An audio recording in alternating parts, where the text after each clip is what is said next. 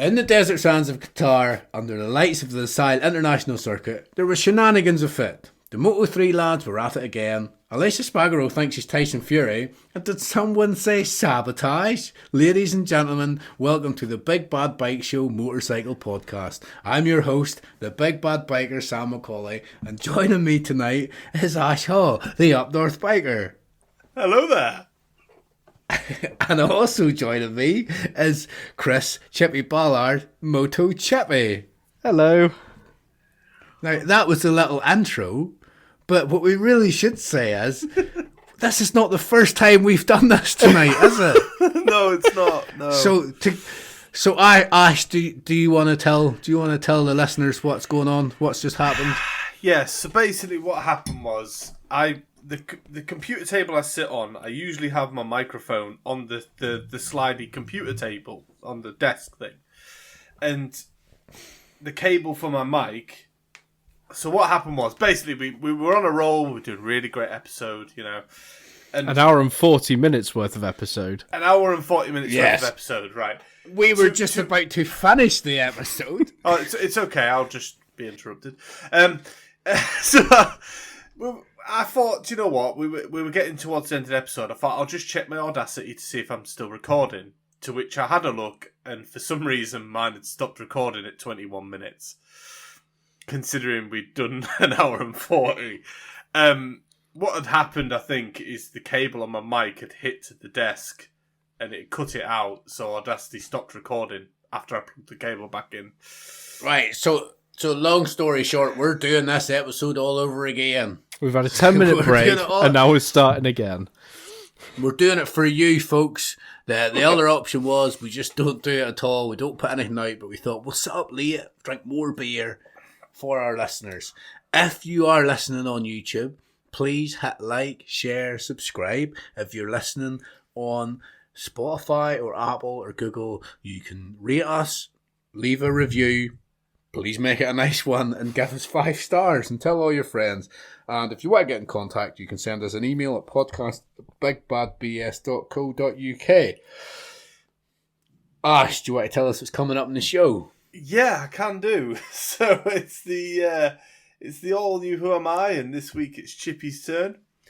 We've got the predictions for the MotoGP Valencia in Spain. Chippy has got some news for a change, because he hasn't had any recently. And we'll be talking more silly season as well. That's what's going on tonight. Hmm. Yeah, interesting. We haven't heard that before, have we? Right, I know. Do you want to tell us? Do we have a bit of a catch up for the week and see what we've been up to all week? Yeah. Let's do that. Chippy, you're gonna go first. Yeah. I'll go first again. So I'm on holiday because, as you know, I'm going away for a few months in the next few weeks. So I'm on holiday now. So I took the time to chill out. I've built my shed finally. But when I moved the wood to get it all in position, there was a little mouse living in there, and he's been eating some of the peanuts from our bird feeders. So I think I'm going to call him Hammond. But yeah, so I've got a little mouse in the garden. Why would you not call him something like Mickey? Mickey the mouse. Oh no, Hammond. Or Hammy. Hammond. Oh no, that'd be a hamster, wouldn't it? I'm so stupid sometimes. I get Hammond being small, but it's not very alliterative. Exactly. If it's a hamster, you call him Hammond the hamster. Yeah, Why would you call him Hammond the mouse? Not He Hammond was the a mouse. hamster, wasn't he? Sorry, yes. Yeah, because it's alliterative. That's how alliteration works. Yeah. Not Hammond the mouse. I had a friend who had a hamster, and he called him Arnie Fart. That was his hamster's name. Yes. Anyway, carry on. But yes, apart from that, although this hasn't actually happened yet, myself and Ash are off to watch Elgin City versus Forfar tomorrow night, which should be good. We are. And it should be good. Do you know what I want Ash to try? is going to pay now. Yeah. How much is it, a ticket? I can't remember, it's like 12 quid or something. It depends if you want to sit in the stand, you have to pay like 2 quid more. Have you been before? Yes, went once before. I've driven past it a few times. And there's like this thing that says proud food provider for Elgin City Ground. and it's got like lobsters on it. Is it like some sort of seafood stall there or something? No. There's a little sort of it's not even a cafe. It's like a kiosk where you can get like pre-made sandwiches and stuff from. I didn't actually have anything from there, so I don't know what they have. I know you can get like cans of Coke and stuff. Fair enough. Get yourself a little program. Little program. I might treat you to a program. It's very good, honestly. I love lower league football, non-league football. It's. I actually know they're the Scottish League too, so it'll be very good. Anyway, this isn't a footballing podcast. Right. Ash, what have you been up to? So I'll just make a correction on Chippy's little catch-up there. He said he built his shed. He didn't build his shed. I built his shed. Well, you assisted. No, you assisted. And you assisted pretty badly as well, considering the fact that I was holding two walls together, struggling, and you're fucking around with Hammond the mouse, trying to find out, and then there's Nicola running in the house, shit scared of it. What's she scared of mice for? I don't know. Apparently mice are like one of the most common fears in the UK. I think spiders are the top one. Now mice are like second or third. I get it with a rat, because a rat's like, carry disease. Yeah, rats are scary. Mouses are cute. Mouses are cute. Mice. I don't get it with rats or mice. I don't get it. No, or mouses. There's this tiny little animal. That's something that I would have in a pet in a cage. Like, people have gerbils and hamsters and guinea pigs in the cage, but they're not any scarier than a rat or a mouse. I had a hamster who was vicious. Bit me every time I touched it. I already told you the story weeks ago about my guinea pig that I got when I was 5. But yeah, I had a few guinea pigs. I've been to Peru. They eat guinea pig in Peru. Yeah, I've heard that. I'd like to try it, actually, see what it's like. So in Peru, I was doing like a trek. I did a lot of walking over there, and they got these little like bungalow-sized huts, so 1-story huts. And you look in the window, and it's all hay, and you just see all these little guinea pigs scurrying around because they're obviously farming guinea pigs. And there's hundreds of the little fuckers, and they just fucking pull them out, and they don't even cut their head off to roast them or anything. They basically just, get them from like neck to balls, rip them open, pull their fucking shitty stuff outside, pull their guts and stuff out, and then roast the cunts. That's it, and then eat them. Yummy.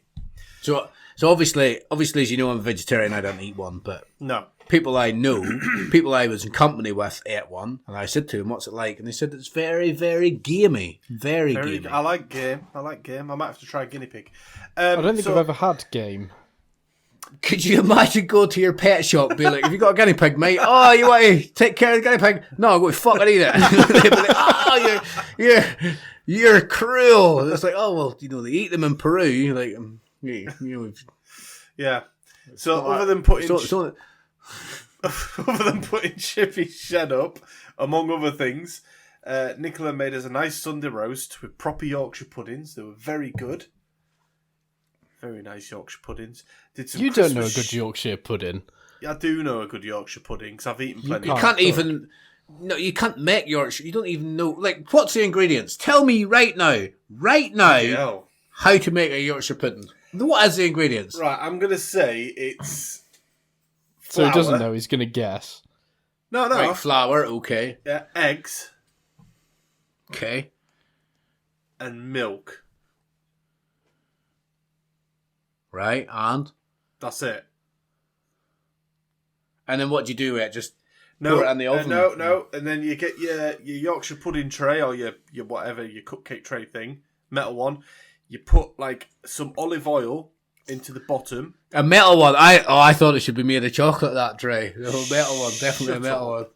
And then you got to put some oil in the bottom of each of the cups. You put it in the oven so the oil gets hot. And that's when you pour your mixture in, and then you put them in the oven. But then you can't open the door until they're done. They're like a souffle. They'll just drop. Mm-hmm. Is that right? Pretty much. You forgot about salt. You better put a bit of salt in there. You need salt in your mixture. Just put or salt it will on be after. Bland. No, you need salt in your mixture, mate. You need to put salt in. You need to season your food. See, I could make a Yorkshire pudding. Anyway, so Yorkshire puddings are spot on. And I'll tell the listeners, because you guys already know, I managed to get a free weekend break. You're so stingy. I'm not stingy. It's worth like £700. Like we have talked about this. You and I have talked about this quite a lot, and I am adamant. You're all like, oh, I'm going to spend time with my family, and I've got quality time with, and I get that. But you can spend quality time with your family at home, and if you really wanted to spend quality time with your family, you'd already have a holiday booked. The only reason you're going there is because it's free. You're going there because it's free. That's it. And you're saying like, oh, I get to go kayaking, and I get to have a picnic, and I get to go on long walks. In Scotland, on the 26th of November, you're going to go kayaking. You're not even going to get for a picnic. It'll be cold. It'll be freezing. You're going to have one. Let's have a picnic on the living room floor. Oh, isn't this great? Oh, it's amazing. By a log fire with the dogs. It'd be great. You're travelling 2.5 hours to eat a picnic in a living room. You're travelling 2.5 hours just to have lunch. If that's the case, who cares? You travel 2.5 hours to do. No, I'm gonna go kayaking. We're gonna go to visit. You're not gonna. I am. We're gonna go. And visit the Hermitage. We're gonna go there because apparently the Hermitage is absolutely beautiful this time of the year in autumn, with the waterfall and the bridge and everything. We're gonna do stuff. You're going to go walk and see a waterfall. Oh, God, Sam, you're so fucking pedantic, man. You're just... So you're telling me if somebody offered you this weekend coming, oh, by the way, I've won this in a competition, I can't go, would you like it? It's worth around £700. You're getting a picnic, food included, and you're getting a really nice thing, a really nice place to stay with its own private lock and everything. You wouldn't go. No. The thing is, Sam, not on a week. Sam, not on a week's notice. Not on a week's notice. Not on a week's notice. No. It's the finale of the MotoGP weekend as well. That weekend, exactly. He's going to be standing there, sitting there, eating a picnic in front of a fire, missing everything. No, I'll tell you what I would have said, and that's is me being Jen. If it was offered to me, I'd have been like, "That sounds amazing, and I'd love to go, but it's a week away." 2.5 hours. Yeah, but hang on. We don't have any plans anyway. We didn't have any plans. Yes, you do. You do have plans. Watch the finale of the MotoGP. Yes. That's your plan. And I will catch up on it. Who puts the family first ahead of the MotoGP? I do. Look, I could understand it if it was round 2 or round 3 or round 4, not the final round. It's like I was saying, there's just some things you can't watch and catch up. The finale of the MotoGP is one of them. The World Cup, it's like, oh, the World Cup final's on. Oh, watch it and catch up. You can't watch a World Cup final and you can't watch the finale of MotoGP. Right, what you've got to understand is, right, you've only got one life. You're creating memories with your family. Oh, here we go. Right? The one life. Yeah. I can watch the MotoGP on catch-up, no problem. You can't make memories on catch-up because you don't have the time anymore. There you go. Bit of wisdom there for you people. Spend time with your families. Mm-hmm. Not like these fuckers. Oh, what would do that? Oh, piss off, kids. I'm watching the fucking GP. Well, if that was my kids, I would spend 2.5 hours driving there, and they would probably spend the whole time on the Nintendo Switch going, do you want to go outside for a walk? No, it's too fucking cold. do you want to go kayaking? Are you wise? It's November in Scotland. Get your kayak up your arse. Obviously, they wouldn't say this, but this is what they would say in their little kid talk. Well, they aren't going to be bringing any consoles or anything like that. So, yeah. They're going to have a great time for 2.5 hours in the yes, car. they are. They have a great Watching time. Ash eat a picnic. So, let's play Yellow Car I Win. Let's play Yellow Car I Win in the Highlands when you see no fucking cars. Yeah, we're taking the scenic route as well, past like Balmoral Castle. It'll be very nice, I think. Sounds shit. Right. So what have I been up to? Right. Well, as you know, I'll tell the listeners.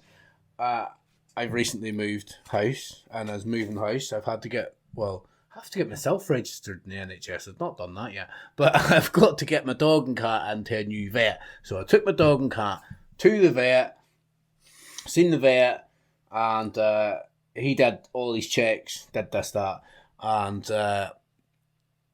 then he was like, oh, when I gave him their books, you know, you get these books, you get passports and books, blah, blah, blah. Gave him that over. And he's like, oh, they're due their inoculations, they need their jabs. And I was like, yeah, fucking stick it in them, whatever.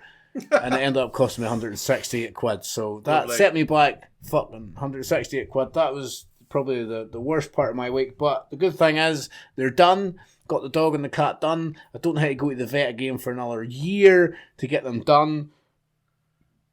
Unless something happens to them, in which case I will just watch them suffer and die. Right, the most exciting thing that happened to me this week was I got to write my Santa letter. So my kids were writing their letter to Santa, and I got to write my letter to Santa. I was like, please bring me a PS5 or a GoPro so I can make YouTube videos for my YouTube channel. But I don't know if Santa will bring me that or not. And my kids are looking forward to Elf on a Shelf turning up. That's probably in the next God, week. I hate it. I don't know if they're going to turn up or not this year. Last year was the first year elves came to our house. They hadn't come to our house until last year. They never came. Must have been because they thought, God, Sam's there. Should we just skip it? Probably they get battered. Well, get beaten. Some crazy drunk guy in there. I'm drunk now because I'm like 4 beers in because I've been fucking doing this podcast. It feels like Groundhog Day. I've had to open a bottle of wine that I've found in the back of the cupboard just to keep me going to do this episode again. Right. The last thing, now I think you need to listen to this one most of us. The last thing I'm going to say is, earlier on in the week, my wife was on the phone with her parents. And she did that thing where she was talking to her mum, but as she was talking to her mum, she was saying it in such a way that she kind of wanted me to get involved. And I could hear her mum on the phone. Her phone was loud enough that I could hear her mum. And her mum was like, oh, we're having Sunday lunch. We want the family all to come round because it's my wife's brother's birthday. So it's like, oh, the family come round. Would you like to come round? And my wife was like, yeah, I'll see what Sam says. To see if Sam wants to come round on Sunday. And she was looking at me while she said this. And I just sat there, just quiet. Didn't even acknowledge that my wife had spoke to me. I just kept looking in front. I was watching something on the TV. I just kept watching it. And then back in my head, I'm thinking... and then she goes like, yeah, maybe come round and have lunch. Yeah, maybe come round for about 2 o'clock. And I was thinking, Moto 3 starts at 2 o'clock. Ain't no fucking way I'm going there at 2 o'clock. And so what happened was this went on all week, over and over again, the same sort of conversation with her mum, until eventually my wife says to me on Saturday, she's like, are you coming round my mum's house tomorrow? And I was just like, straight up, I was like, no. My wife even said to me, she goes, what are you going to do? You going to sit and watch motorbikes all day? And I was like, yes, that's exactly what I'm going to do. I'm going to watch motorbikes all day. I'm going to put motorbikes on at like 9 o'clock in the morning, and I'm going to sit there. And occasionally I'm going to look and say something, inspirational to my kids, like, don't do drugs. And then I'm going to go back to watching the motorbikes again. That's what I'm going to do. I'm going to sit in my scratcher and I'm going to itch my pants. That's all I want to do. I just want to sit and watch motorbikes. But you could have gone to a family do. You could have gone to a family do, shown that you're actually alive and you actually have some sort of social family orientated mindset. But no, fuck. And then you can watch some GP on catch up. Get the fuck. The kids are lucky I'm even there. Whenever I was growing up, my dad was always in the pub. All right, he was just always in the pub. That was it. You want to come and see your dad? You're coming skittering around the ankles in the pub. That's what. So. They're lucky I'm even around. I spend lots of quality time with my kids. Yeah, well, yeah, so do I. Right, so going on to last week's show. Have you both listened to last week's show? Yes, I have. Yes, I believe. Pretty much all of it. I have, yes. The last little bit, I haven't, but listening to it in the bath. I'm going to be pretty honest. I am pretty proud of myself because I am happy with the result. And I know you disagree with this, Chippy. You're all like, oh, it was a good episode. It wasn't. We all said last week, you included, we all said this is a shit episode. It's really crap. Because we did talk a lot about it. And it was a heavy edit last week. It was heavy. That's right. But I managed to get a decent, I think it was a decent podcast in the end. I think it was good. I think I've done well. Yeah, it was Yes, yes. But I won't put it all down to you. the- I mean, the content was good. No, the content was all right, but it was like it was covered in shit. Like I really had to go through it all and get rid of the crap. Yes. At one stage, I was asking you a question, and you got up and left because your earphones weren't working. And then I said to Ash, I was like, Ash, what do you think? And Ash just went, I don't know. I was like, oh, great. You just don't know. Ash literally just went, I don't know. And I was like, oh, that's right, because Ash doesn't follow any media at all to do with bikes. He just relies on us to tell him everything. So whenever you're away, and I'm like, Ash, what do you think? He's like, I don't know. Oh, great, thanks. And then I had to wait for you to come back and just ask the whole question all over again and make it sound authentic, like I'd done it for the first time. I had to edit through all that bullshit. Yeah, we haven't done that. Well done on the edit, Sam. But the biggest thing we should re-record him to make it sound authentic. When have we ever done that before? Re-record, not fade away. Re-record, not fade away. That's the wee skill. I remember that. Yeah. But the biggest thing to take from last week was that if anybody listened to last week, you'll know that we put a little poll out in social media, and it was Chippy's idea to put the poll out because we were having a little bit of a discussion, having a little bit of a debate as to who we think had the better season. Was it Marc Marquez in 2019 or was it Valentino Rossi in 2003? Now, Chippy, it was your idea to put the poll out. It was my idea, yes. However, there is a lot of Rossi fanboys out there. The thing is, right, and we take Ash as a prime example here. If you take away the riders from those championships, so you say somebody had this season in 2003, somebody had this season in 2019, which is the better season? Ash would choose the 2019 season because that was the better season. However, if you say Rossi had this season in 2003, Marquez had it in 2019, he will then pick the one that Rossi had because he's such a Rossi fanboy. Why are you so adamant that 2019 was a better season? Because it was better in every way. I gave my facts last week how he had like better average points per round. He had a higher finishing position per round. He was just better. And I know we had more rounds to get a higher average, but he also had more rounds to get a lower average. No, the fact is, if Valentino Rossi had an extra 3 races in 2003, I'm not saying he would have, but he could have very possibly won them races. But he could have DNF'd all of them. No, but he could have, but he didn't, because they weren't there. Yeah, but he didn't win them either. But Valentino Rossi won 16 consecutive races without going off the podium. Marc Marquez is very impressive. Marc Marquez didn't manage 3. But the thing is, you've got to remember, 2019, the bikes were, because of so many regulations, that all the bikes were a lot tighter. There was less room for sort of improving this and that. 2003, you had more room for improving the bike and that. But you were going on about how if you've got an extra 3 races, there's more opportunity to crash. You have to also understand that in 2003, there was more opportunity for Valentino Rossi and his team to fuck the bike up. I can understand that, but also I think in 2019 there was a better competition than that Marquez was up against rather than 2003. But I know you're going to say no to that. No, so I think we're going to have to agree to disagree. Right. Who was his biggest rival in 2019? Who finished second? Was it Dovi? Is it Dovi on the Ducati? Yeah, you're trying to tell me that Dovizioso...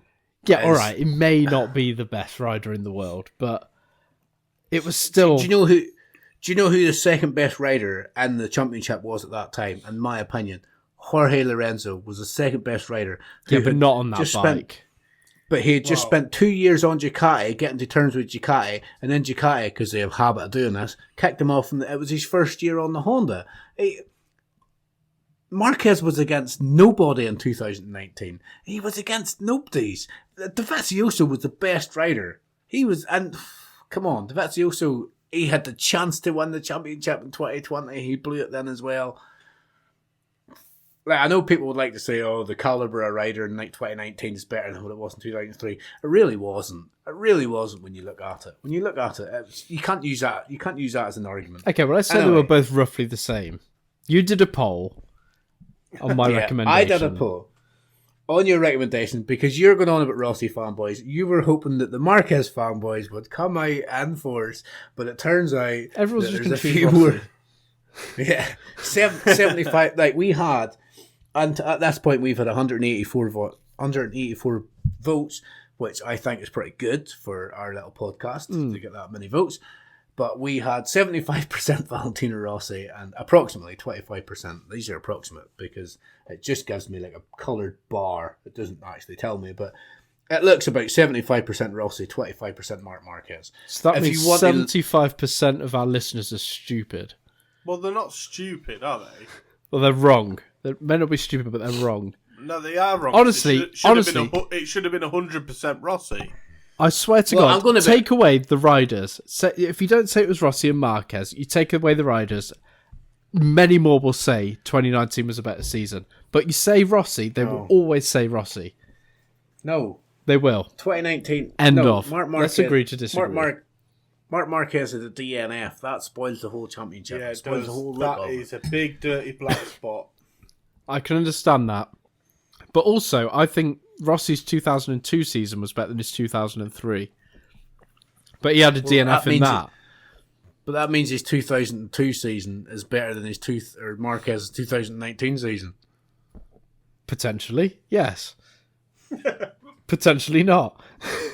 Which brings me, just before we stop talking about this, Rossi's 2002 and 2003 season together, there were a total of 32 races, and apart from one, which he retired in, he retired or crashed, I'm not entirely sure, but apart from one race, every other 31 races out of 2 seasons, out of 32 races, he finished on the podium. That is phenomenal. That is ridiculously impressive. It is, yeah. It is. And I know you can say, oh, the bike was good, but come on, you need to be good to do that. Yeah. I love Rossi. Honestly, this is the thing. I love Valentino Rossi. But I just think Marc Marquez is a better rider. I think he is the greatest of all time in MotoGP. Right, let's move on before turn this in, because we could just argue about this for hours. Right, so let's go on to the news, right? We need to do the Who Am I first. Oh shit, let's do the Who Am I, yeah. He's skipping ahead because he wants to get finished. I just forgot. Are you still recording, Ash? Because we're up to the 28 minute mark. Yes, I just want to make still sure recording. Yes, I'm here. Right, so the last week's Who Am I was mine, and even though I came up with it in about 90 seconds, I thought it was a pretty good one. So here, the clues: born on the 25th of November 1960 in Northern Ireland, raced in 23 Isle of Man TT races, and had 5 TT wins. Now, Sam did guess this eventually. Chippy, you had to Google it, didn't you? I did have to Google it, yes. So, yeah. And the answer was, Chippy? Robert Dunlop. Was Robert Dunlop. Yeah. Yeah. No, that was good, considering you came up with that straight away. I thought you were just going to go Rossi or somebody. No, I gave the Who Am I last week. Yeah. You've not done Rossi. I have, I'm sure I have. No, you've not done Rossi. No, nobody's done Rossi yet. Nobody's done. You guessed Rossi when it was. I can't remember who it was. It was probably. I don't know. I guessed it. French and then guy. You said that was stupid, and I ended up Sam Lowe's or something. Yeah. No, was it like swearing at you. Was it Sylvain Guintoli or something? Yeah, I think so. And he was like, Valentino I Rossi. think it's Rossi. Might be Valentino Rossi. No, nobody's done Rossi yet because it's just too too easy. obvious. Although you could make the clues very vague. yes, like I competed in my first 125 at this date. Yes. Or I crashed out of a certain, I crashed out of this race on this time. You could make it very vague. Or I am the second greatest MotoGP rider of all time. Anyway, this week it was my turn. So the first clue, I think Sam will get this because I just think he will. So the first clue is I was born in Japan in 1981. Second clue, I won the 250cc World Championship in 2009. And the third and final clue, I am a current team principal in the MotoGP paddock. Well, I ain't got a clue on that, to be honest. Not Well, have a Stewie. think about it before you Google it, because I think you will. You'll have definitely heard of him. Probably, but no names are jumping out at me. I will have a think about it. I'm just going to go through 250cc championships. I'm just going to go through it. Yes. There wasn't Well, many we're not Japanese recording. champions. Just going to go through it, and I'm just going to start saying the Japanese names in my head. Obviously, I go back a while, and there'll be one that hopefully stands out in the fact that he's still a team principal, and I still hear his name every now and again. Yes. He must be for Honda. He has to be. I'm pulling a straight poker face. I'm not giving you any Right, indication of anything. if you think you know who the Who Am I is, you can get in contact with us. You can send us an email at podcast@bigbadbs.co.uk. I like this one this week. This is a good Who Am I. It's easy enough that somebody with some knowledge should get it, but hard enough that it's not just right in your face. So it's a good one. I like. I'll be this. honest, I was half asleep when I came up with it. So it was very sort of rushed, but I think I've accidentally got it quite well. The problem is I'm having now is because we've done a whole recording already, and I'm down to my fourth or fifth beer. I've broke the seal, so I need to go to the toilet again. Yes. So, Well, should we lead on to the news? Yeah, you're going to have a tinkle. We'll crack on with the news. Yes. you just crack on with the news, and I'll come down in a minute and carry on. Right. Insert jingle here. Right, now the problem, Ash, I have is that I am also drinking because it's the only way I can sort of keep myself awake, thanks to your mistake. So the words on my notes are sort of jumbling all over the place, so I should try and do this without stumbling my words. Are you pissed? No, honestly, I'm not. Not yet. I will be soon. So we've got 2 confirmed championships this week, which we shall get into in more depth later on in the episode. Jaume Masia has won the Moto3 championship, but it leaves a sour taste in the mouth, which, as I said, we'll get into. And Pramac Ducati become the first ever independent team to win the overall team championship, which is quite good. But I suppose when Bastianini's been out injured for half the season, it's understandable. Yeah. Just going to confirm rides. I'll try and drag this out a bit because the second one we're going to talk about more in depth.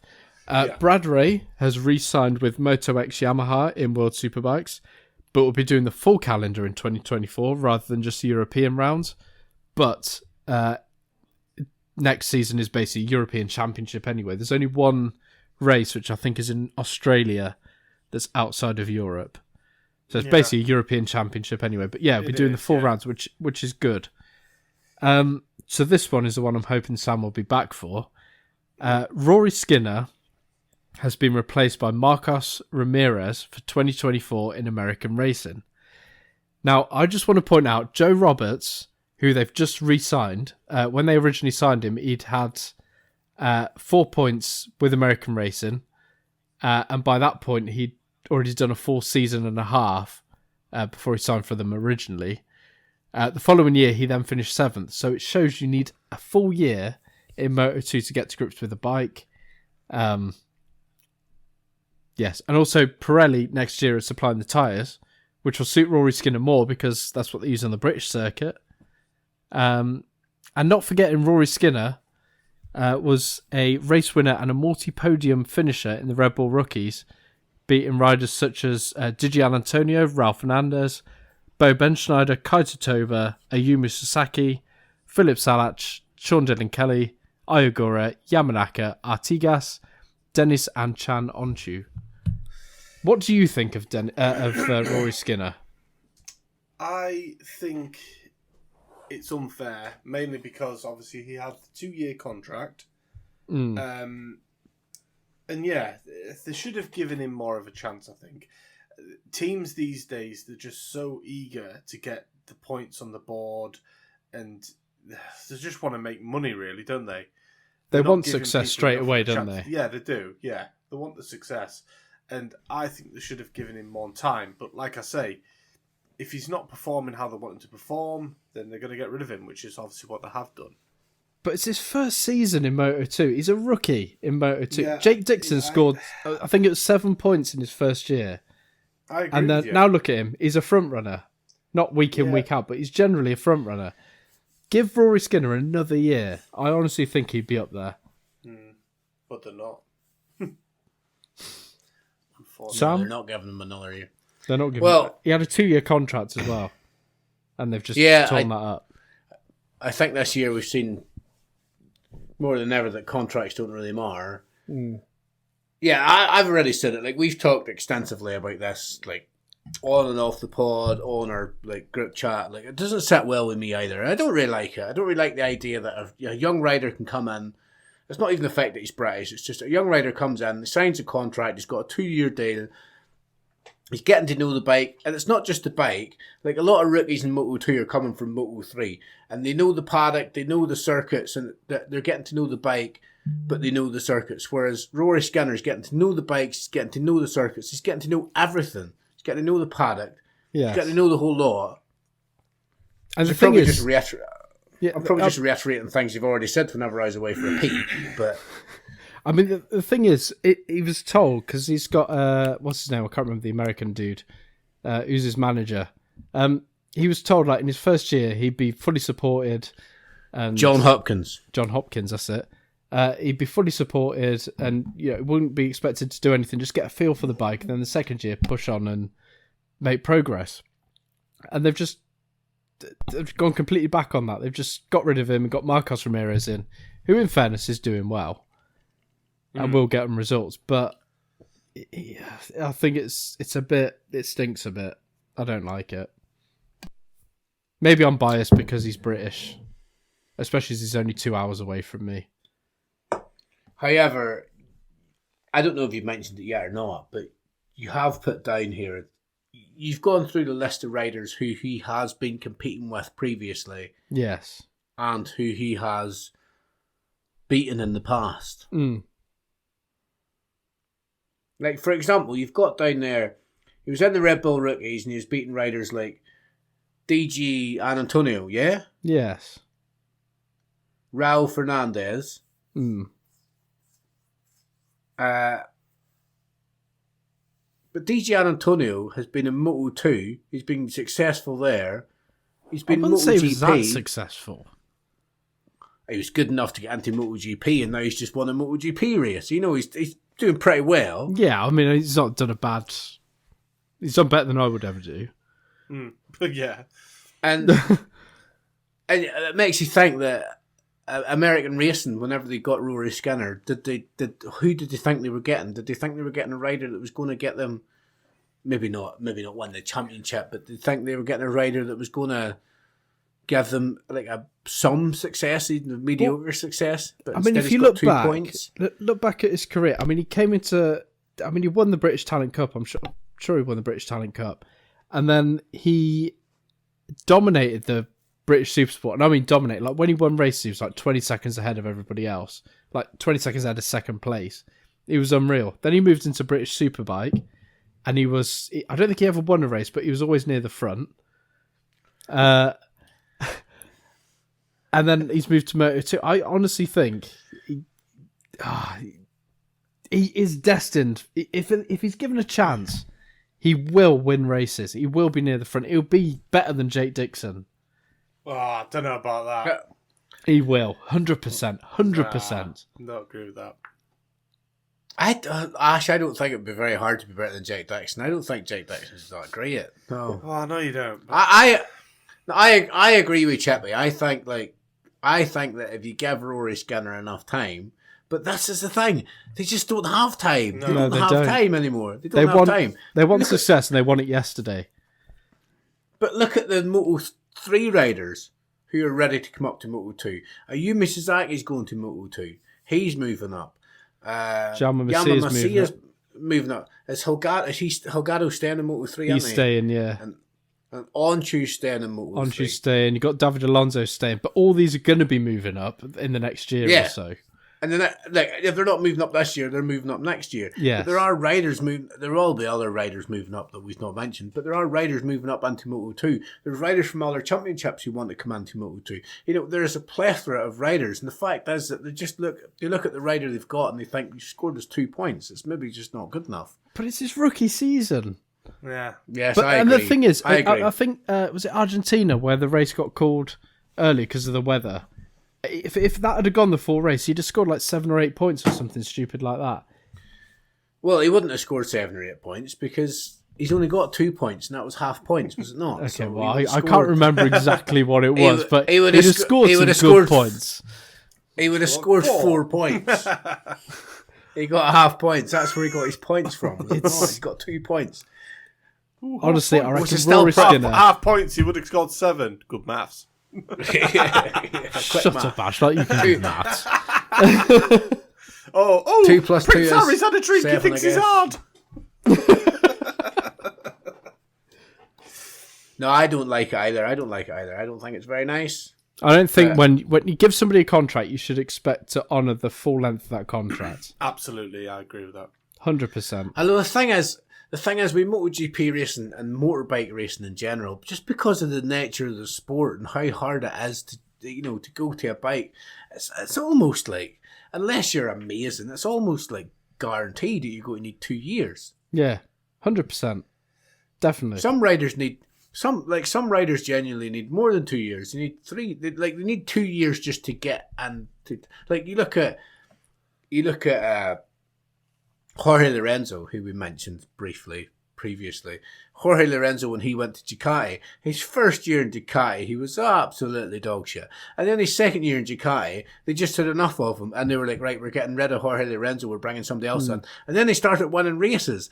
And like I've mentioned this before in the podcast, you watch the documentary, they speak to Davide Dardozzi and the other Ducati head honchos, and they say to him, do you think Jorge Lorenzo could have won a championship the following year, 2019, it would have been, Marquez's glory year, and they're like, yeah, definitely, we honestly think you could have won it. And they speak to Jorge Lorenzo and they say to him, do you think you could have won the championship in 2019? And he's like, yeah, without a doubt I'd have been like contending for the championship. But instead they get rid of him and they had to go to Honda. And the thing is, it's not just MotoGP. It's like even British Superbikes. Charlie Nesbitt this year, he's a rookie. They're not expecting him to win the championship, but next year he's going to build on what he's done this year. Yeah. It's every championship. You need a year to bed in, get your eye in, and then you can progress. So the comment that you made just then, Chippy, is you should honour your contract. Does that mean you think that Marquez should have stayed at Honda for another year? Well, you can buy yourself out your contract, I'd say. But at the same time, I don't think Honda's kind of honoured what they promised Marquez. So I think he's sort of got an out on that one. No, all right. Anyway, that's a completely different podcast for a completely different time. Yes, it is. Shall I just quickly run down the other confirmed rides for the year? Because there's quite a few on the British scene. So I'll quickly run through them, then at the end you can comment on them. So Honda in British Superbikes have announced a Superbike lineup of Andy Irwin and Dean Harrison. They've also announced a return to Supersport with Jack Kennedy, which, if you're going to be in Supersport, you want Jack Kennedy because he is, I think, like a 5-time winner of British Supersport. Fraser Rogers announced for BSB for Tag Honda. Cade Vervey moving to BSB Pathway class with Tactics by Lloyd and Jones L1 racing BMW in 2024. That's quite a mouthful. Now this class is running in the Superbike races, but it's more of a transition for people coming up from stock 1000 to Superbike. It's basically a Superbike but with less regulations, and I think for the first year, they can only compete in it for 1 year in their rookie year, and it just gives them a feel for what a Superbike's like. How many bikes have they got on the grid? Do you know? Who's that? Sorry. For that That class. pathway, is it just one manufacturer, or is there several manufacturers in the pathway? The pathway, I think there's a few, but I don't know exactly who. So Lloyd and Jones. It's technically going to be like their own little championship within World Superbikes. Yes, it's kind of like in British Supersport, they've also got the GP Cup, or whatever it's called, GP2 Cup. Yeah. But yes, Gearlink Kawasaki have signed Cameron Dawson, who was the 2023 Junior Superstock runner-up for 2024. He's replacing Tom Booth Amos. And Luke Staplefoot will be riding for the Macadam Triumph team next season in British Supersport as well. Now, is that Macadam or Macadam? It's macadam, unless you're Sam, who says macadam. Macadamia I've got... The reason I said that was because I was reading it for the first time. I hadn't proofread it, and I personally think that the macadam, or macadam, the second A, the beginning of the Adam, basically, should be a capital. If it was a capital, then it would obvious it's Adam. It should be. No, So it's not my fault. It's a fault. I can understand that. Yes. Ash calling me stupid. This is coming from the guy that thought a thesaurus was a phosphorus. He's going, oh, phosphorus. What's that thing you get words from? Phosphorus. Thesaurus. Ash calling me stupid. Yeah, because I mispronounced McAdam once. Yeah, all you guys ever do is just pick on all my spelling mistakes and punctuation. Yeah, but there's a lot of them. Yeah, but when the Chippy, rare time you Chippy guys screw up, I've got to point it out as well, haven't I? No, Chippy has corrected my spelling mistakes or punctuation mistakes 2 or 3 Several times. Even today. I don't know why you care about it. I don't know why you won't care. No, I just... If you correct my punctuation, I'm a little bit annoyed. I'm more annoyed at myself that I made it, but I just look at it and I go, like, yeah, fair enough. I fucked up. And carry on. You're like, "Wah," but you do it all the time. You never seem to learn. And it's the same mistakes as well. I don't need to learn. You spell aisle, I-L-E. Yeah. It's I''LL. I'll be with you in a minute. But the thing is, if you write I-L-L and carry on, it just auto corrects it to Isle. I don't even know how you get I-L-E. What? Oh, you're so fucking thick. All right, Macadam, you're thick and old. Anyway, before we have a domestic on this pod, we've got a little bit of silly season, only one bit this week. So should Luca Marini move to Honda? Tony Arbolino could be an option, as well as Firmino Aldeguer. And after Didier Antonio's win, you can't rule him out of the VR46 seat either. Discuss. I totally think that Marini should go to Honda. I am probably in the minority when I think that. Because I'm with you. I've listened to what everybody else says. They're all like, oh, why would you want to get off the Honda? But Chippy, me and you feel the same. Small fish in a big pond. Or is if he's on the Honda, he's not going to be top Honda, and he's a long way from top Honda. Yeah, and like I was listening to Neil Hodgson, and top Ducati. Sorry, I'm drunk. I'm about 6 beers right now. Yeah, I'm getting that way as well. It's Ash's fault. Neil Hodgson was going on about he's in the best bike in the grid. Why would you want to give that up? And it's okay saying he's on the best bike in the grid, but there's 8 of them bikes, and arguably the 7 other people on the bikes are better than him. And it's not even just that they're better than him. 4 of the bikes out of them 8 are better bikes because they're the new year.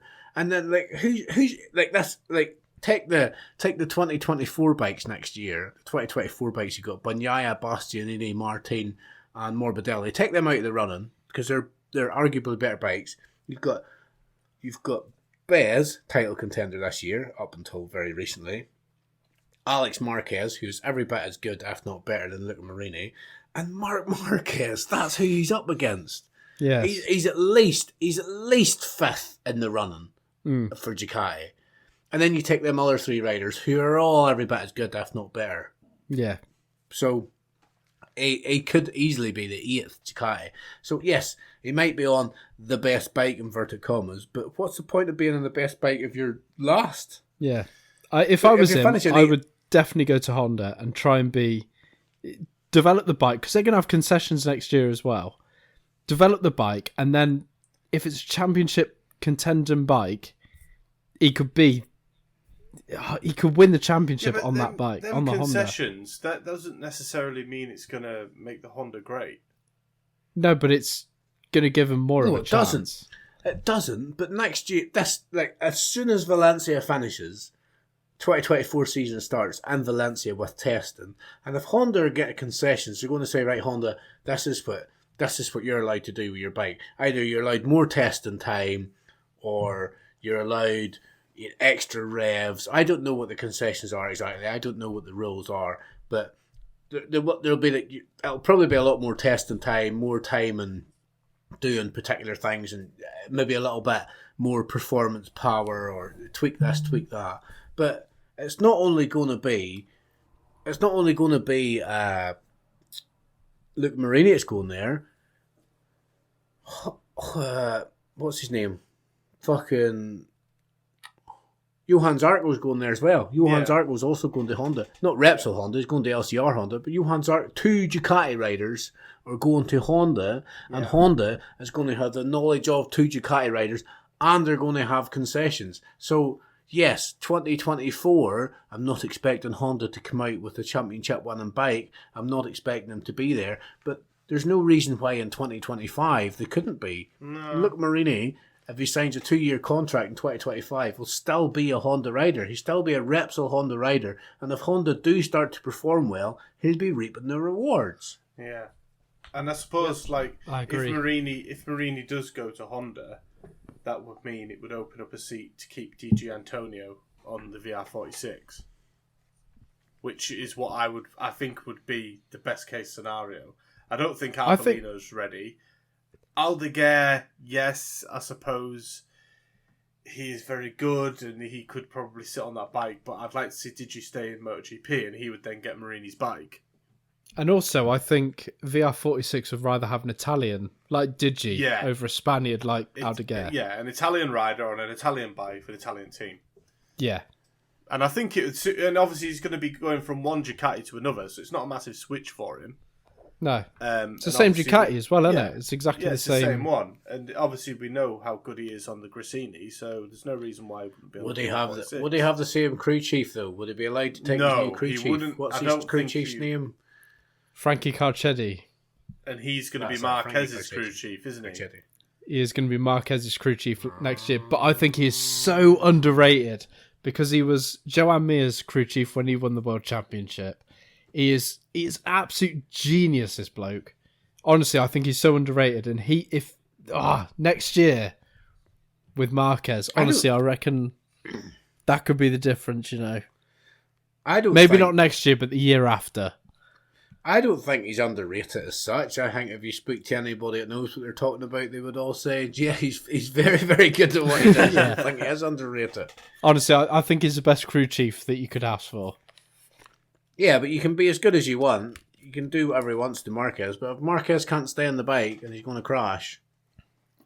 Well, that's where crew chief comes in to kind of settle you down and... Maybe. Right. I'm going to pour another glass of wine because it's Ash's fault. Oh, it's not my fault. Silly season. That's silly season. It is your fault, Ash, because I should have been in bed by now, fast asleep. But thanks to you, we've now got to re-record. So I'm drinking to keep myself awake. We should all be in bed right now, having a nice little sleep, getting ready for the fall. I've got. I should be cuddling Arthur. I need to be nice and fresh for tomorrow to go for my little job interview. I'm sure McDonald's can wait. It's fine.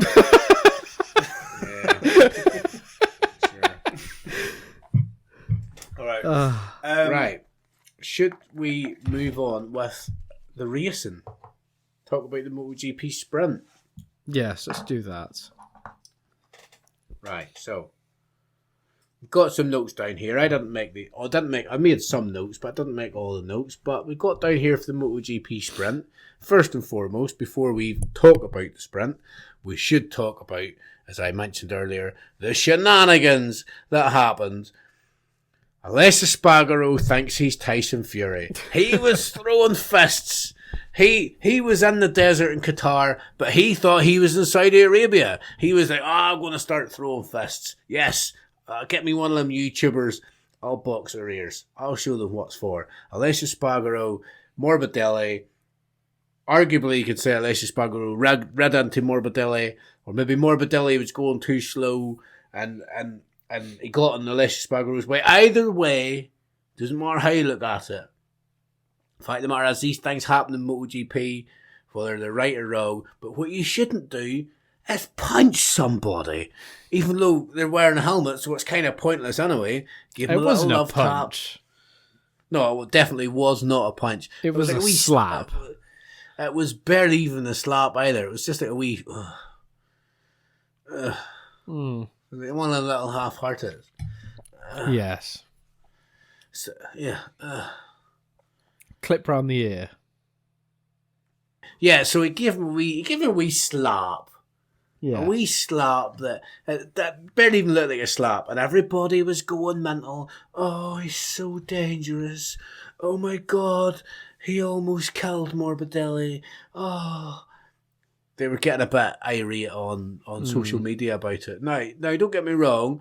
I don't agree with what Alessia Spargaro did, and I didn't mention this before, but you know what annoys me the most? It's not the fact it was dangerous, because I don't think it was. These riders fall off at hundreds of miles an hour, and they go tumble tarlying over, and they get up and walk away from it. So we slap on the side of the head, it's not what we do to mine. The thing that annoyed me most is it sets a bad example. That's it. And I know that might sound a little bit like a PTA meeting. Oh, set a bad example for our kids. But it does. There's Moto3 riders who are already being chastised this week for being dicks and what they were doing in their qualifying session. And then they see a senior MotoGP rider being a bell end, and they're like, oh, that's kind of what you got up to. It's set a bad example. But yes, people were going off the rails about it on social media. But they do though, don't they? They talk bollocks. Keyboard warriors. I saw one post. I was on a thread or a post or something. I don't know what you call it on social media, but I was on a post by Everything Motor Racing, who basically just put the post on there saying that Alessia Spargaro has been fined €10,000 and sixth place penalty on the grid, and people just started talking, because Everything Motor Racing is quite popular. They got a lot of followers. People just started talking. They're all like, "Oh, he's always like that. He's too aggressive. He's too quick to start, getting aggressive. He's a twat. He says this." But then there was one post which was really, really horrible, which I replied to under our, social media banner as the Big Bad Bike Show. But there's one post just said, "Makes you think what he's like at home." And I just thought, that's disgusting what you just said. Yeah. That's horrible. Yeah. That's horrible. Like you see somebody getting angry in the street or something, and somebody says, "Oh, makes you think what he's like back at home." You're basically just saying he beats the shit out of his wife. Yeah. He hammers his kid into a corner. That's not nice. I mean, look at when he got his win. When he got his win, he had his kids and everything up on the podium with him. His kids go to every single race, and his wife's he's a proper family man. If you ever watch, if you ever see his personal Instagram and stuff like that, he's a proper family man. Although he's a cyclist, and cyclists are dicks, but he's a proper family guy. He's always got his kids around, and that. And if you watch the Marc Marquez documentary as well, when Marquez went for his operation, he was the only one who came to see him before he went and said, "Good luck with everything. Hope everything goes all right." Yeah, he's a proper nice guy. It's just in the heat of the moment, sometimes he does tend to fly off the rails and criticize his team and say the bike's not good enough and that sort of stuff. It's a bit like a Spanish Jake Dixon. Yeah. Ban him. Yeah. Ban him. Yeah, he kind of is, but he's off the track and away from all the racing and that. He's a really nice bloke. It appears anyway.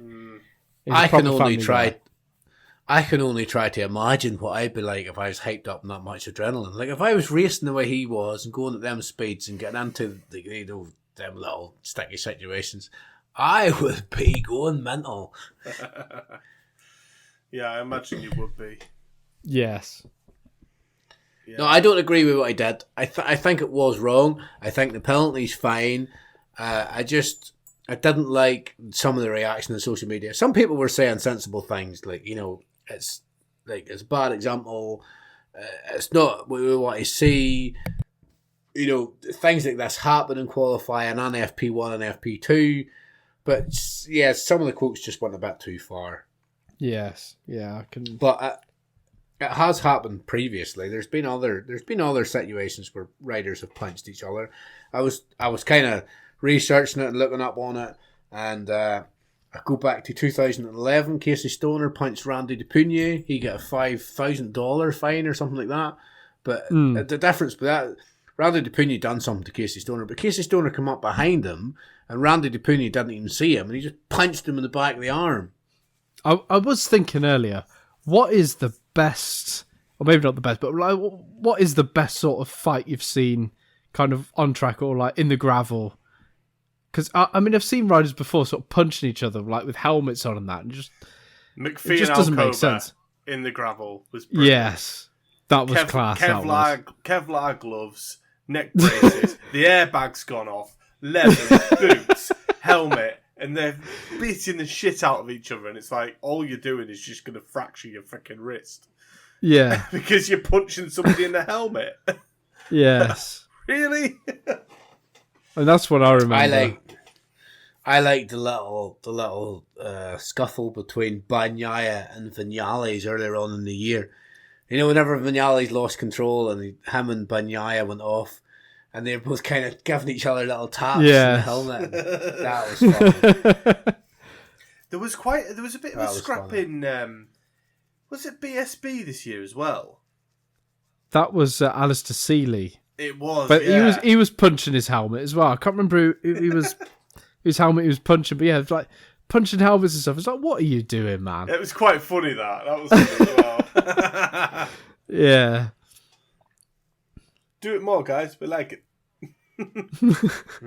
Squeeze that, son. We like it. Be funny if it was like ice hockey. It's like ice hockey where you crash and it's like, right, now you're allowed to fight each other. Start, helmets off, gloves off, and just start beating the crap out of each other just so you go in. You get an extra point. You get a point for your team if you win the fight. That would be fun. Yes. But I mean, there's Romano Fenati. Do you remember when he pulled Manzi's front brake in San Marino? So bad. That was proper disgusting. Yeah. Yes. Disgusting. Yeah, that was. No, it was. It was. It was awful. He could have killed the guy. I was looking back at this today, and I watched that one on YouTube. It's like watched it back now. I'm like, why the fuck? That's just ridiculous. What happened to him after that? What happened? Well, I mean, I'm just looking now at the Wikipedia page, and in 2015, before this even happened, Nicholas Io, during the warm up, he reached over and switched his engine off during the practice start. He was given a penalty to start at the back of the field. And then that's funny. That is funny. That's a bit funny. Like, they're not actually riding or not. He just turns over and like they could be mates. He could have been just fucking about going, haha, fuck you. Yes. But then the following year, he was sacked from the VR46 team for disciplinary reasons. And then 2018, when this happened with Manzi's front brake, he apologised, but was then dropped from the Snipers team, so he was basically sacked. He'd already got a deal with the Forward Racing team for the following season in Moto 2, I think it was. That was then cancelled after this had happened. He then announced retirement from racing straight away. And then he was investigated for attempted murder because of what happened with the front brake, which I thought was a little bit dramatic, if I'm honest. But then he was then given his license back after he'd had it revoked. In 2019, he came back to Moto 3. I don't think it's dramatic. Lost his license. He could have. They were going at some fair speed. He could have killed the guy. Yeah, I know, but I mean, attempted murder. I think it's a bit heavy to say attempted murder. Yeah, all right. Yeah. Attempted murder is a bit heavy, but he could have actually killed the dude. Yeah, but I don't think it was attempted murder. Imagine if he had done that, he would have probably gone down for manslaughter. Yeah, I mean... Yeah, he would have, probably, yeah.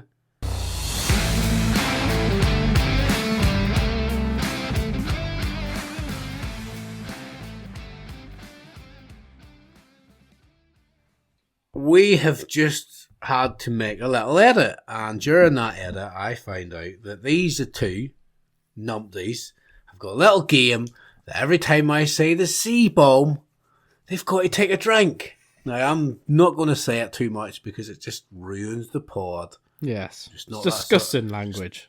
Yeah. I'm not going to say it too much, but if I do say it, just know that these two are having a drink. Right, so we've talked about the MotoGP sprint and leading up to it, but we've not actually talked about the sprint. What we've not mentioned is Iker Lecuona being a bit of a twat and getting in Bastianini's way and in Q1. We've not talked about that, have we? We've not talked about Iker Lecuona. Let's hate on Iker sailing Lecuona around. more. Jesus Christ. Well, I'm not hating on him for no reason, Ash. What he did was worse than what... Like, they're all going on about, Alice Spargaro, I think... Shit happens. No, shit doesn't happen. Yes, it does. Shit doesn't just happen. You go and you take shit. Shit happens. No, shit doesn't happen. Mistakes don't happen. Mistakes are caused. And the reason mistakes are caused is because people, racers, like Iker Lecuona, are on the racing line doing a quarter of the speed to what they should be doing. Looking over their shoulder going, well, I wonder if anybody else is going to come round that corner. Well, of course they are. Of course he's not got a silly accent like that. He's going to sound like something else. But I can't do the accent. But, yeah. Bit of a bell end. Right, so Joe Kelso smacking into the back of Holgado, that was just shit happens, is it? That was Holgado's fault. No, yeah, no, exactly. that was Kelso's fault.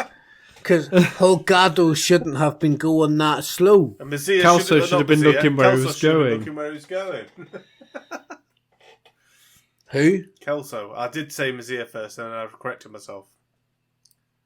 Yeah. Kelso. Yes, Kelso should have been looking where he was going. Yes, High Kelso five, should have Ash. been looking where he's going. Kelso should have been looking where he's going, but also he shouldn't be coming over the line expecting Holgado just to have stopped, which he practically did. Didn't. He was practically still stopped. He's having his victory. We've seen the pictures. Holgado won that race, but still, there's 7 bikes in front of him because he went over the line and practically stopped. He practically stopped. Let's agree to disagree. Right, anyway, the sprint race. Did you all enjoy it? Yes. It was it was pretty good actually. Yeah, it was good. Did enjoy it. Very scrappy at the front. Yes. Yes, it was. Yeah, it was. It was a good result. I was so happy because at the time, obviously, Martin was coming in a points deficit, so we knew Martin had points to make up.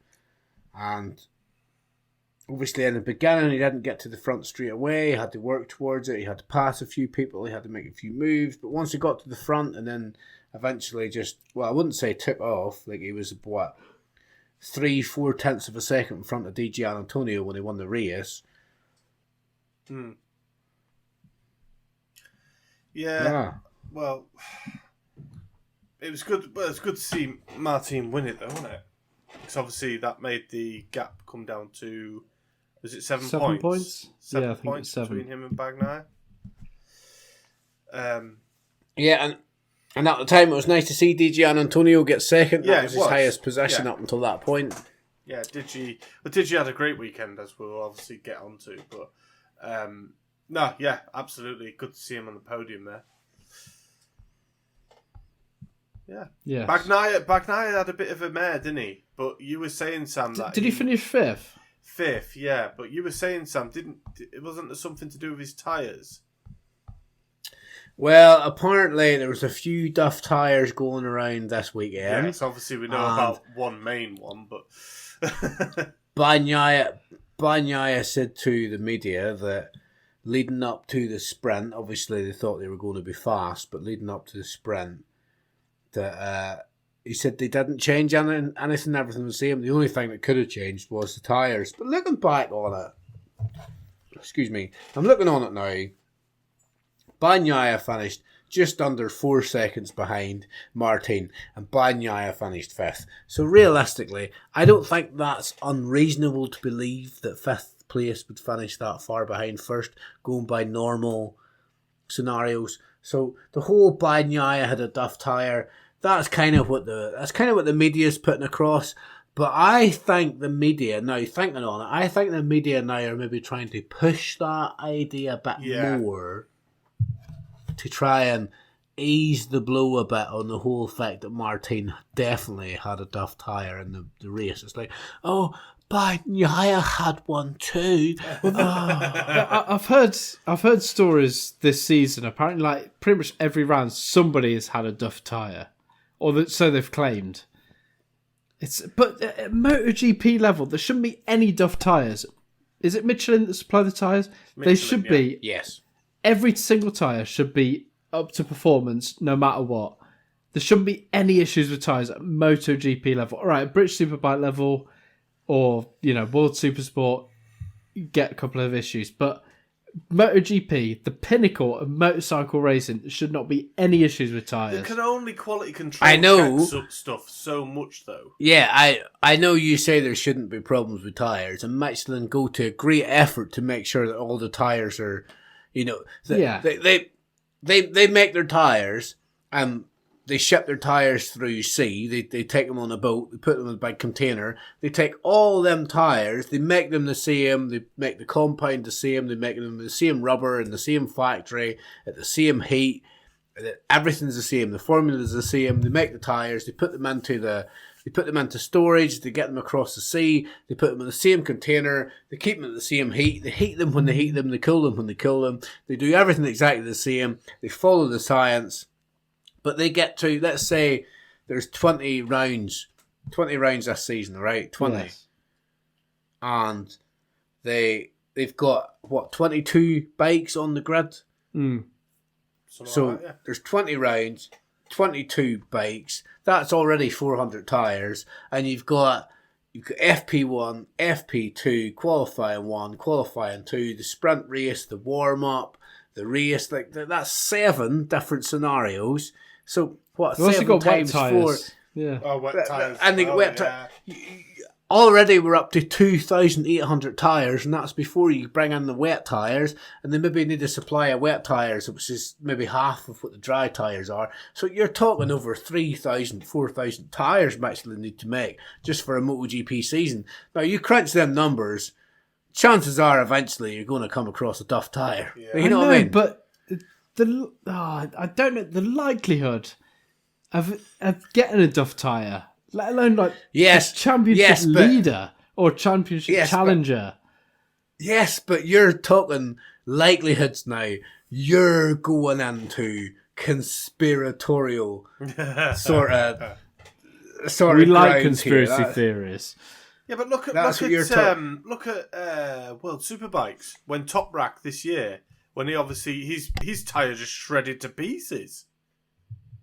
Yeah, that was mental. That was so bad. And that was what manufacturer was that? That's not Michelin, is it? Is that Michelin? Are they Pirelli? Pirelli. That's Pirelli. So obviously you're saying that Pirelli are really good tyres, but sometimes you're just going to get a dud. Unfortunately, like Sam says, you can't have it perfect all the time. Yeah, I know we're skipping ahead, and we're sort of talking about the main MotoGP race. What is the most mental conspiracy you've heard? Davide Tardozzi was out before the race putting sand on Jorge Martin's grip position. Yes. Yes, and messing around with Martin's traction control. Yes. Yeah, I have heard that one too. So the factory bike, the satellite team can't win. Yes. Well, the most realistic one I'd heard was apparently when he had that sort of duff start at the start, like he messed it up completely. Apparently, he spun the tyre on the rim, and that got the balance out and everything. Highly unlikely. I think that's the most realistic story possible. How could it spin on the rim though, with all that pressure? But he'd had problems all weekend with his starting. All his practice starts on that. Yeah, but I think his practice starts had come to do with like a dirty track and his ride height device and all that. It's not to do with the tyres. And even if it was to do with tyres, a start like that's not going to ruin your tyre that much. Like he barely could stay on the bike. He was just going backwards. Like, we're pretty much talking about the MotoGP race now, so we might as well go. Oh no, sorry, we skipped ahead. No, it's fine. Whatever, it's fine. It's just naturally taken over. But he was just going backwards in the race. Like, he didn't even look like he could. Like, you know the way sometimes he takes a couple of laps. Not just Martin, any rider takes a couple of laps to get to the front or to get their, get themselves sorted, and then they start moving forward. And you thought maybe he just needs a couple of laps, and he just kept going backwards, further and further back. And after about a few laps, and you realised, no, something's wrong here. Something's wrong. Mm. I'll be honest. Whenever I was watching the race, I even put a tweet out. In my head, I had Beastie Boys Sabotage going through my head. I think it's sabotage. There was a lot of conspiracy theories this weekend, man. There was. And everybody was saying, "Oh, Ducati's pushed the big red button. Ducati's pushed the big red button," and it did kind of fail. It really did fail. Like, Ducati maybe just done something too. Yes, it was. But as conspiracy theories. Yeah. Genuinely, what happened is. Was he got a duff tire. That was it. But I know, but it's just such a big coincidence. Yeah. While we're on the theme, obviously, of MotoGP, a massive well done to Di Antonio. He was fantastic. Last couple of weekends, honestly, he's really come on well. He really has. I think that's down to Frankie Carcetti as much as Di Antonio. Yeah, because they made an adjustment. Sam was saying that made an adjustment to the bike, didn't they? Yeah, well, Frankie Carcetti became his new crew chief, and he was riding around on the bike, and they were looking at the data, and he determined that the bike was too long. He said there was a problem with the bike, and that he thought the bike was 14 millimeters too long. I think it was 14 millimeters too long. That 14 millimeters can make that much of a difference. That's mental, isn't it? It was either 14 or 40, but it was something ridiculous. It was something ridiculous, which is not even 40 is not that big. But he shortened the bike, and Di Antonio was like, well, just feels like a completely different bike now. And obviously you can see how much better he is on the bike now that it's fitted better for him. But it just goes to show you, like, these riders are good riders. They can ride a bike, they can perform really well. But if the bike's not set up to fit them perfectly, then that takes somebody with that knowledge. It takes somebody with that know-how, somebody that's been there and done it before, just to be able to look at the data. Honestly, and say, well, I know what the problem is. Frankie Carcetti is so underrated. Honestly, I swear to God. With Marc Marquez, him working with Marc Marquez is like the dream team. Well, I guess we'll see next year, Chippy. We'll see. No, I think the year after. Maybe towards the end of next year, he'll start getting wins. Yeah, the year after, wins, honestly. But he's not going to win a championship. The year after, he will win the championship. In fact, I'll put 20 quid on now. 20 quid on now? 2025, Marc Marquez, MotoGP World Champion. Right, I'll take that bet. Nah. 20 quid. That's a bet. That is a bet. Right, there we go. Oh, do you want to make it more interesting? What, Anna Carrasco to win Moto3? If Marc Marquez wins the championship in 2025, I've got to do something of your choice. If he doesn't, you've got to pass your bike test and give get blood. A bike. You want me to give blood again? Continue to give blood. Okay. And if you lose, you've got to pass your bike test and get a bike. When are we giving blood? It's this weekend, isn't it? 26th. Yes. Oh no! What? Here we go. I'm away now. No. I am. No. Because I'm going for that weekend, aren't I? You lost a bet. You are giving blood next weekend. I'm not going to be able to do it next weekend, am I? Because I'm going to be away. I'm taking that weekend away, aren't I? I knew you'd be too scared to do it. No, I'm happy to do it. I am more than happy to do it, but I'm going to have to reschedule it for a different day. But I can't do it anytime the next 4 months. April next year is when I can do it the earliest. Right, well, I'll have to do it then. No, I'm sorry. No. Right, Chippy. Obviously, I've said I'm going to go now. Can't believe it. I knew you've wormed way out of it. Hang on. I am more than happy to do it, but it's going to have to be another time, because obviously it's at 11 o'clock. Unless we can change the time. I'm sure you can change the time. Right, well, let's change the time then. We'll have to go earlier. No, because stupid fucking cunt. I'll be in fucking Cairngorm. Oh, sorry. Later. Oh, God. So it's on the Sunday, isn't it? Yeah. It's on the Sunday, but obviously it'll have to be later. Well, what time's it booked for? 11 o'clock. Yeah, it'll have to be later. Do it for like sort of 3-4 o'clock. Well, yeah, so it's going to take 2.5 hours to get back. Well, the latest possible would be better. Yes. Well, ring them in the morning, speak to them. Whatever time you get, I'll then speak to them and arrange the same time. Right, okay. But failing that, we'll have to wait until April. No, I'm not accepting that. I'm sorry. Well, no, you have to, because... Well, no, I don't have to, because you lost a bet, so... Yeah, I've lost. I get that I'm going to lose a bet, but I'm not passing up this weekend to give... Sam, have you heard this? Have you heard this? Fuck me. No, what is it? He's now getting out of his forfeit of giving blood because he's away this weekend right, so having a obviously picnic. We were supposed to be giving blood on Sunday the 26th, but obviously I completely forgot about that, and I've said I'm going to go away for this weekend now. It's all been booked and organised. So I'm going to... I've already said I'm happy. Exactly my... That was exactly my point, Ash. Somebody offered you something for free, and rather than you taking a second to think, oh, well, you know, I do a podcast, so maybe I should watch the final, or I've decided to give blood. Your natural instinct, whenever you get something for free, is just to say, yes. Just forget about the fact it's 2.5 hours away and I'm only going for 2 dates. That just seems like that is you all over, Ash. It's Surely, free, so I'm definitely giving blood is more important than spending a nice little picnic.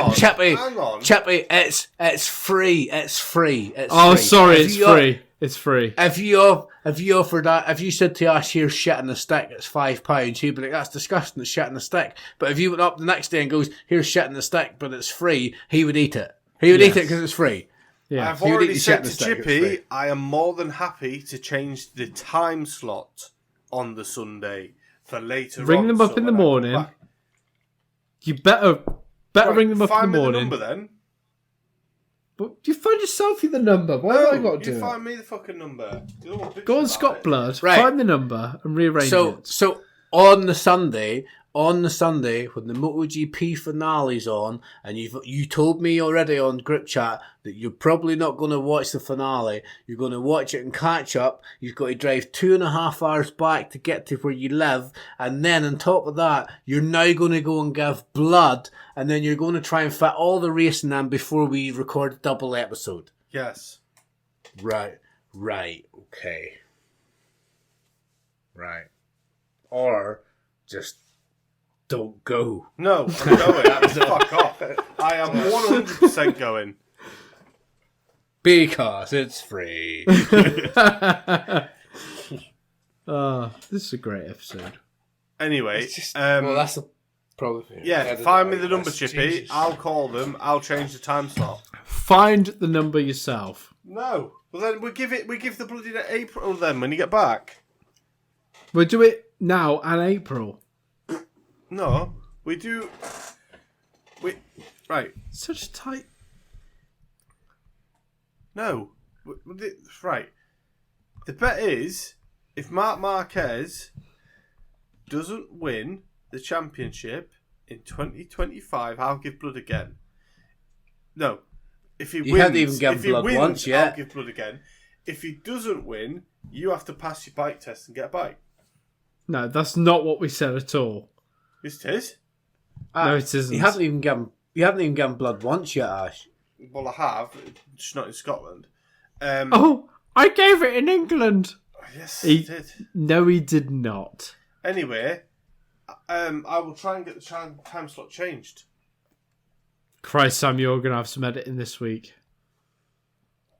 Yeah. I know. Right, where did we get up to? Should we get back on track? Oh, I've just seen your message. Oh, that's genius. Right, where did we get up to in all seriousness? I went for a pee. I don't fucking know. I just came down and found out that Ash is no longer giving blood. I am giving He's not blood. watching the race, but it's free. I think it's Moto 3 that we're up to. Shall we Right, move how on much- to Moto 3? How much? Right, have we? Right, before we move on, have we actually discussed MotoGP, or have we just talked about bits and pieces of it? I can't remember because I'm a little bit too drunk because of Ash's fault. Right, let's move on to Moto 3. Yes. Right, so Moto 3. Let's maybe share a word or two about the behaviour of the Moto 3 riders at the start of qualifying. I'm not sure if you watched it, because we don't always watch qualifying. Sometimes we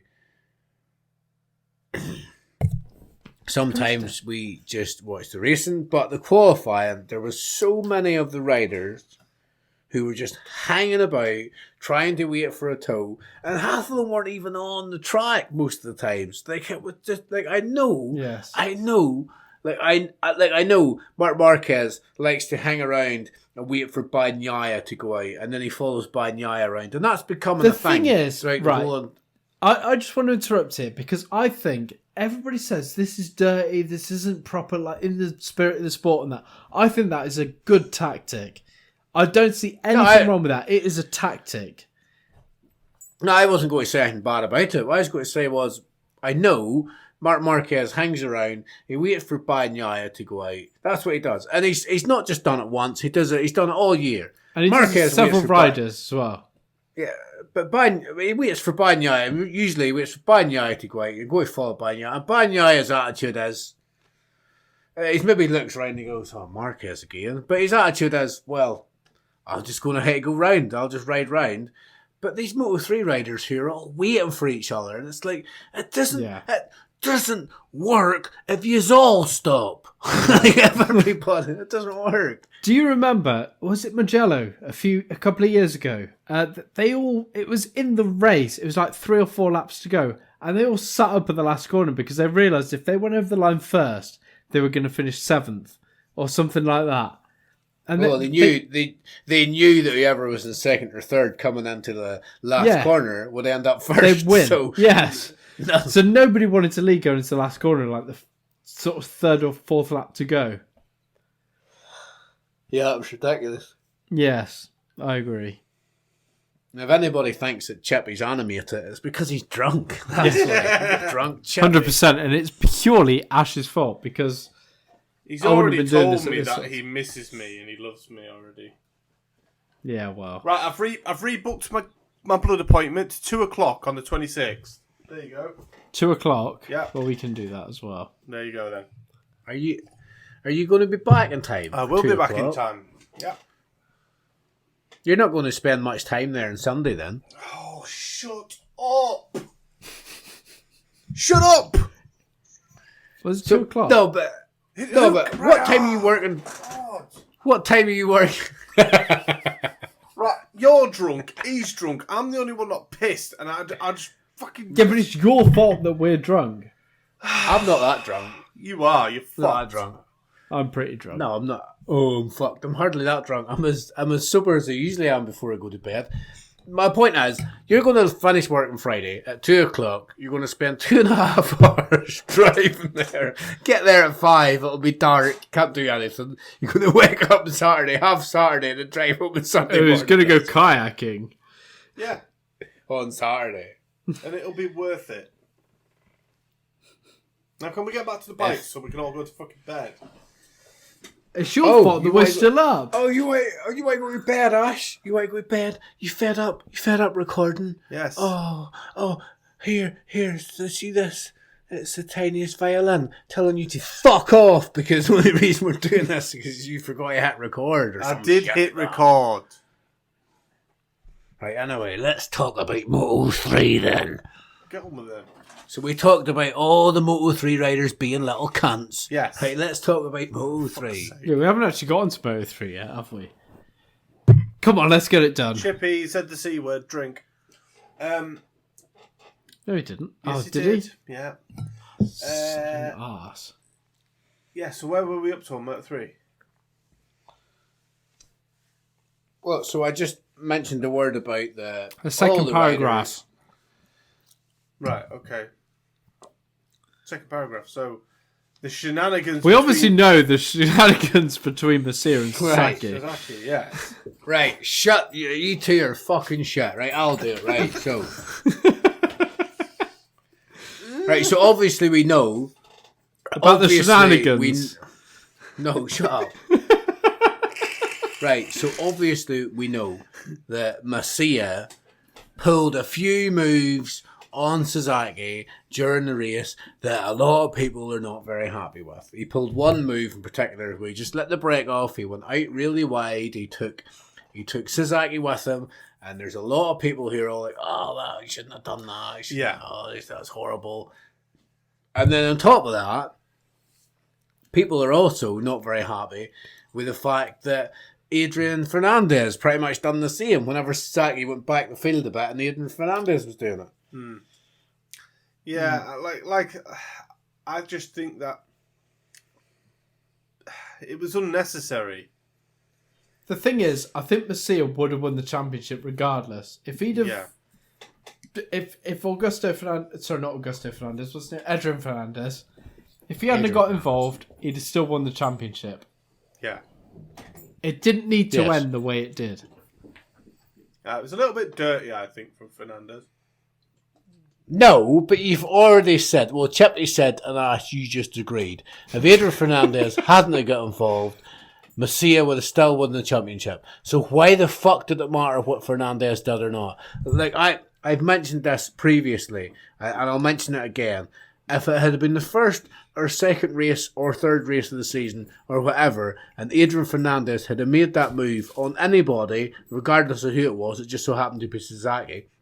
If Adrian Fernandez had made that move, everybody would have said, it's Moto3, it's the nature of the beast, you either pass or be passed, that's what happens. So he's just let the brake off, he's passed the rider who he is entitled to pass. It wasn't that unsafe, it wasn't at the stage where they thought they were going to crash, it wasn't that bad, he just let the brake off, he did a block pass and he got past him. But it's like, oh, you shouldn't do that because he's a title contender. Well, guess what? It's racing. It doesn't change just because you're a championship leader. No, that doesn't change. What do you expect? Do you expect everybody in the grid to be like, oh, let's get out of the way and just let these two race? Well, that doesn't work either, does it? Yeah, but yes, he was a championship contender, and if he hadn't have done that, maybe Sasaki could have got to the front, and he could have done something. I don't think Sasaki would have got to the front. He could have done. He wouldn't have got to the front. He wouldn't have got to the front. And it was Messia's teammate. Come on. Personally, I seen it. Whenever I watched it, I just thought, well, it's his teammate. What do you expect? Yeah, I think there's just certain things you do and there's certain things you don't do. You know, I think he could have just got in front of him and blocked him that way. You know, I think he did get in front of him. He created a block pass and got in front of him. That's how he got in front of him. It was a very I can understand why. I can understand why Adrian Fernandez did what he did. I don't think he needed to do it because I think overall, this week and next week, Jaume Messier would have won the championship regardless. But now it just feels a little bit tainted. No, not to me. It doesn't. That doesn't feel like a little bit. But at the start of the season, I said I'd want Jaume Messier to win the championship. I like Jaume Messier. And Carrasco. I don't have any real problems with what Adrian Fernandez done. Honestly, I don't have any real problems with it done. I can understand him doing it as a teammate, but I go back to. Like, I'm going to use a really weird analogy here, but I go back to if it had been the second, third, fourth race of the season, and they were racing like that. If he would have let the brake off, nobody would have batted an eyelid. They said, yeah, it might be a bit harsh. It was a block pass, but that's just what happens. You either pass in Moto3 or you be passed. I may as well finish this bottle of wine, hadn't I? It's like when you're watching football and somebody knocks another player over in the box, but they don't get a penalty, and it's like, how's that not a penalty? If that happened anywhere else on the field, it would be a free kick. So why is it not a penalty? It's exactly the same here. No, it's I like understand that. If that happened any other time during the season, nobody would have cared. It'd have been like, well, that's Moto3, that's the nature of the beast. But now it's a big deal. It's like it can't just become a big deal because Sasaki's a title contender. Adrian Fernandez, isn't Adrian Fernandez, I don't know. He's a new rider. He's coming into Moto3 next year. Adrian Fernandez. He sounds like a proper dick, Adrian Fernandez. My point was, Adrian Fernandez is entitled to race and get as far up the grid position as he can. I'll tell you what, though, he's probably, because Jaume Masia is moving up to Moto2 next season. Not Adrian Fernandez, what's his name? Is it Adrian? Yes, it is. Adrian, yeah. Adrian Fernandez has done himself the world of good in that team because he has made himself stand out. He's been the perfect teammate. He has got the full backing of Leopard Racing next year. 100%. I just don't. He'll be up don't there understand. I don't understand why people have such a big problem. They're all like, "Oh, you just shouldn't do that." It shouldn't do what? Pass people. Shouldn't pass people in a motorcycle race. Come on. Well, I'll tell you what, I'm absolutely smashed by now. I will be honest. Controversial. The other thing in Moto3 to mention is Onchu's jump start. Yes. When he got a double long lap penalty for it, which I think was a little bit harsh myself. It was harsh, really, because he didn't make it that much time at the start, did he? Because he sort of stopped, didn't he? He jump started and realised he'd done it. But then I mean, a long lap penalty works out about 3 seconds a lap. It's like 3 seconds per penalty. So 6 seconds he's cost himself, but he didn't make up 6 seconds at the start of the race. He didn't, no. But he raced like an absolute beast. Double long lap penalty. And how far behind Masia was he, Sam? He was under 0.2 of a second behind Masia. Oh, he's fantastic, isn't he? What a boss. Yeah, so he had the false start. He got double long lap penalty. He had to go through the entire pack. At one stage, he was actually last in the race. He had to make his... So once he had his double long lap penalty, I think he worked out he was about 4.5 seconds behind the leaders. He still managed to get through everybody, and at the end, he was under 0.2 of a second behind Masia. Now, Onchu, many times this season, has shown his talent. He is a good rider. He is, yeah. Fuck me, does he makes it hard on himself. He does. He does have to make some mistakes. He does, yeah. Like the jump start, right, it shouldn't happen. You know, if he hadn't made that jump start, I'm not saying he would have been 4 or 5 seconds up the road, but he'd have made life a lot easier on himself. And he doesn't have to make himself some problems, but anyway, that's... Do you remember that overtake? It was in Assen when it was just mental. He tried to make an overtake around. When you say overtake, do you mean that time he just came from about 3 weeks behind? Yes, and just smashed right into somebody. Gran Turismo. Yes. Proper Gran Turismo move. Yeah, it was like Alonso Lopez on fucking coke. For a week away. Yes. Right, anyway, that's Moto3. Should we move on to Moto2? Moto2. Right. Great. I'll be honest, Moto2, because Ash was here watching it with me, I said, it's one of these races where you could just sort of watch it, leave it for 10 minutes, have a quick glance at see who's where, and then just leave it again for another 10 minutes. But Moto2 has been like that for weeks and weeks. I know. And especially as Pedro Acosta's already won the championship. Well, there was a bit of excitement because Firmino Aldeguer. Firmino Aldeguer went out, made a bit of a mistake, fell back to like 5th or 6th place, and then he slowly worked his way back to 1st. So there's a bit of excitement with that, but ultimately it wasn't. But the thing is, there's just no real jeopardy there anymore. There's just no idea that anybody, the championship's over. Yeah. But it was actually a good race. It was actually a good race. I did enjoy it. The biggest thing I watch with Moto2 at the minute is I just want to know how Pedro Acosta feels. Like, he's the champion. All the limelight should be in him. Everybody should be looking at Pedro Acosta, thinking about he being the man. But Firmino Aldeguer is just there, taking his limelight away from him. But I genuinely don't think Pedro's bothered by it, though. I think he is. He must be. He has to be.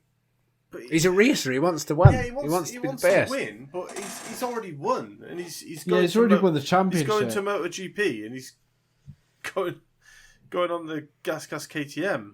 So I just think, I think at Valencia he'll probably try and pull it out of the bag and win it because it's in Spain. But it's from the Murcian sort of area, isn't he? Is it Murcia? Yeah, Murcia, which is, don't think it's that close to Valencia. I don't really know, because there's all different parts of Spain, isn't there? It's like Catalonia. Catalonia is in Murcia, I believe. Is it? Yes. I don't know, because it's so political. Because that's where my dad went. He went to the MotoGP in Catalonia, and he said he flew into Murcia, so I imagine it's... So, we were saying this week about how Spanish helps Spanish out, but at the same time, there's different regions of Spain. There's like the Catalan, there's the Murcia.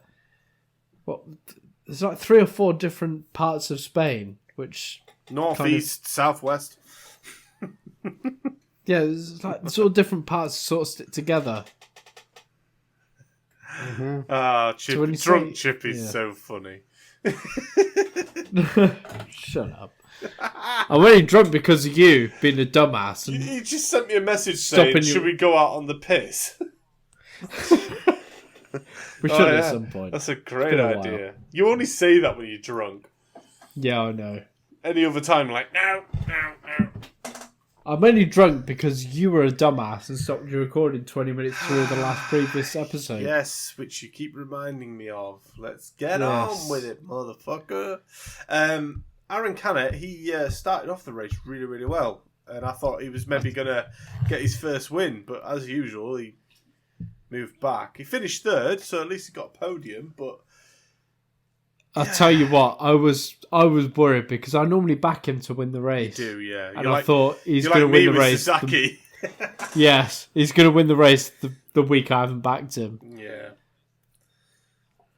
I think Sasaki's going to win at Valencia. There you go. I hope he does. No, he's not. Sasaki can't win races. Sasaki can't win races. That rubbed Macia's nose in it. Should we get on to the predictions? Yes, let's go to predictions and then get this episode over so I can go to fucking bed. Same. Chippy's off out partying. He's off down pub. Right, so should we do who we think is going to win the championship first or who we think is going to win the races first? Championship. Whichever. Right. Martin. Who do you think's going to win? I think Martin's going to win. I want him to win. Yeah, you want him to win. He's not going to win. I do not see Bagnaia losing a 21-point lead. He could slide off. I'm with Sam on this. I would love Martin to win the championship.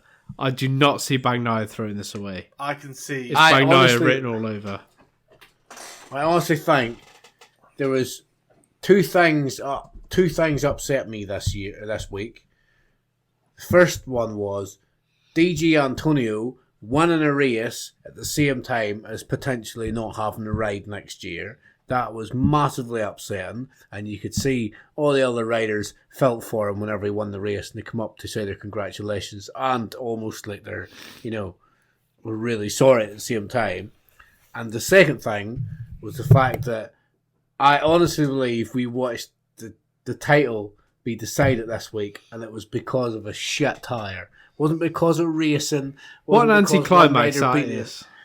Massive anticlimax. Massive. Yeah, it wasn't like BSB Huge. with half a point in it on the last round. But it could have been, and it would Yeah. have been if it hadn't have been for a shit tyre. Right, I'm telling you, Martin is going to be pissed off about that tyre. He's going to come back at Valencia, and he's going to win the sprint, and he's going to win the race. I'm telling you. Don't get now. me wrong, I would love Martin to win the championship. I really would. But how many but I times can't have see we it happening. seen? How many times have we seen the pressure get to Bagnaia? I know, but I think it's too much to ask for this round. 21 points, man. If the 21 pressure, points. if the pressure gets to Bagnaia, we've seen it in the sprint. Bagnaia tends to hold back on the sprint because we know he doesn't want to throw it up the fucking road and lose the points. I can honestly All right, see. so look- I can see Bagnaia back in 6th on like the sprint. Yeah, but for the feature race. Yeah, but the feature race, you never know. He could slide off. Imagine he slid off. I think Banai's No, got it. he doesn't have the pressure to slide off. I He think all he has to. I think he'll have. No, because it goes out and he knows he doesn't have to beat. He knows he doesn't have to beat Martin. He just has to stick with him. Then you got other Spanish riders like Marquez. That both Marquezes are going to want to do well. They could knock into Bagnaia. It could get really scrappy. You don't know what's going to happen. And I think Martin. I want Martin. No, you're talking shite there. Both Marquezes don't want to do well.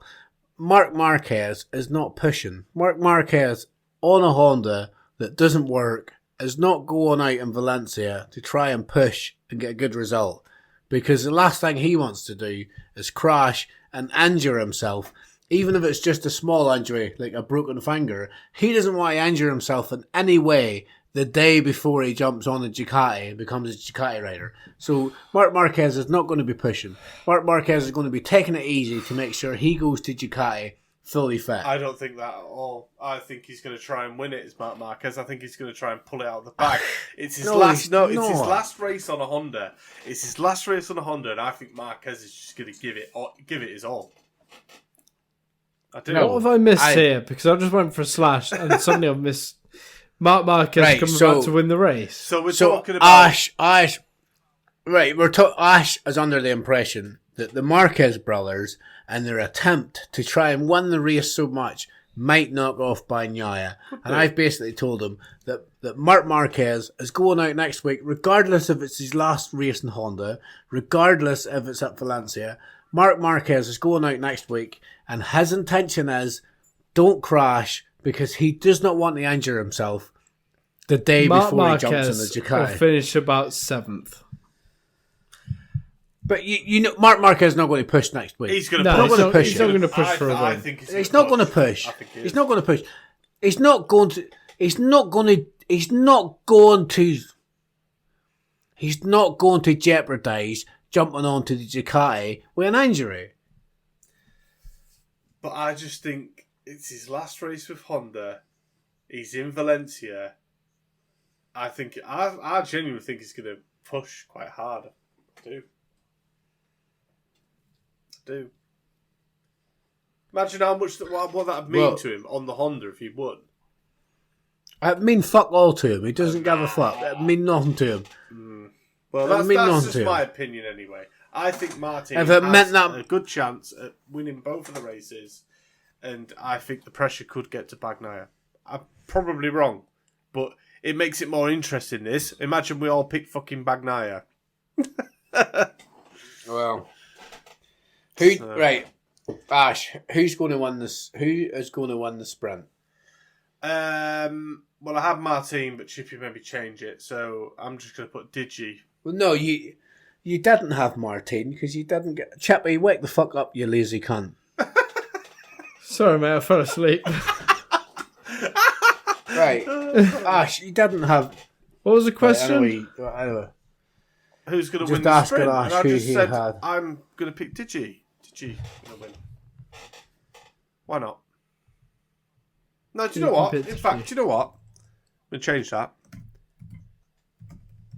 No, you can't have... Okay, sorry, I thought you were picking Martin. Which one? Marc Marquez is going to win the sprint. Chippy, who are you going for? I'm going to go with Jorge Martin to win the sprint. I agree with you. Nice.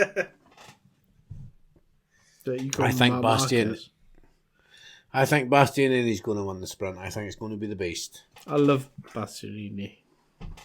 Who have you gone for in the main MotoGP race? I have gone for DG and Antonio. Strong call. Yes. I've gone with Martin. I've gone with Pekka Bagnaia because I think he's going to wrap it up and he's going to win the championship with about 20 points to spare. Yeah. Right, well. Moto 2. I honestly believe in Valencia, Moto 2, Pedro Acosta is going to want to come out and win the race. Probably, He's in Spain, in his home country. He's going to want to win the race, so I've put Pedro Acosta. Cool. Chippy. Ash, who have you gone for? This is ridiculous. Ash, who have you gone for? This is fucking ridiculous. Who have you gone for? I've gone for Jake Dixon. Jake Dixon has done fuck all in months. He's done fuck all. He reached his peak a few months ago. He had a brief time of being a fairly decent rider. Now he's just back to being mediocre again. Nah, I could win it. Yeah, Chippy, who have you picked? Aaron Canet. I'm sorry, but Jake Dixon is a better shout. Joke. Jake Dixon is a better shout than Aaron Canet at winning. This is coming from the guy that's picked Sasaki for Moto 3. Fuck off.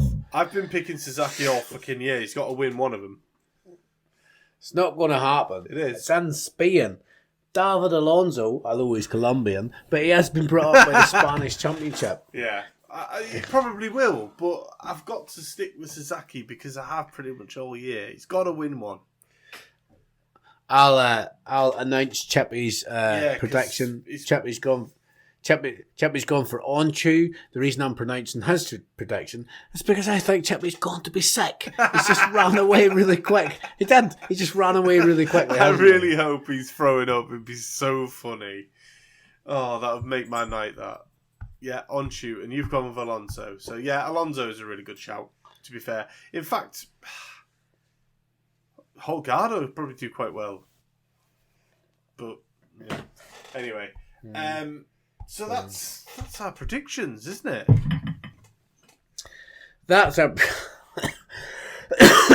right. That's our predictions. Hello. Have you been sick? Yes. I went to be sick, but I couldn't get anything else. What was the question? Right. No, the questions are done. The predictions are done. Right. That's the podcast, folks. That is the episode. If you would like to get in contact with us, if you would like to blame anybody for this being crap, blame Ash. Do you know what? I think this has worked out perfectly because you being drunk has just been really funny. Dumbass, I hate you, man.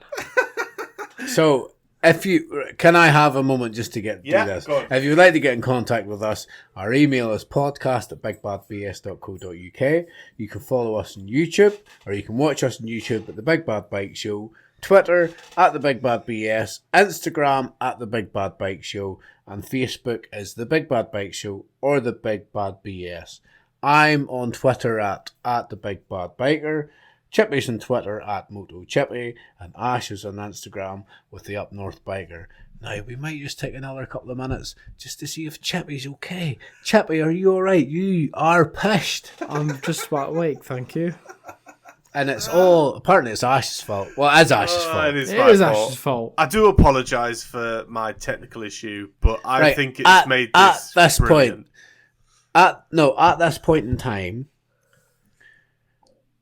with both recordings that we've just done, we are almost at a 4-hour mark. 4 hours. Jesus Christ. But at the same time, at least we know now that we can record 2 episodes one after the other. No. At least we know now we can do one really long episode. Yeah, that's true. So the next time whenever I'm digressing and you're trying to get me to hurry up. Arthur, stop barking, boy. Chippy, do you know what? It's going to make my night if you throw up tonight. It really is. Probably will. Chippy, I think you need to punch your dog. You see when your dog's doing that, that's when you need to punch him to tell him to shut the fuck up. I need to go, lads. I'm sorry. Right, let's say our goodbyes then. Right, okay. Chippy, make sure file export. I will. Right. Anyway, If I'm a cursor. that's going to be us for the episode. Chippy is absolutely pissed, and it's hilarious. Right, up north biker. Nicholas. City. Sorry. Moto Chippy. Goodbye. Goodbye from me. Goodbye.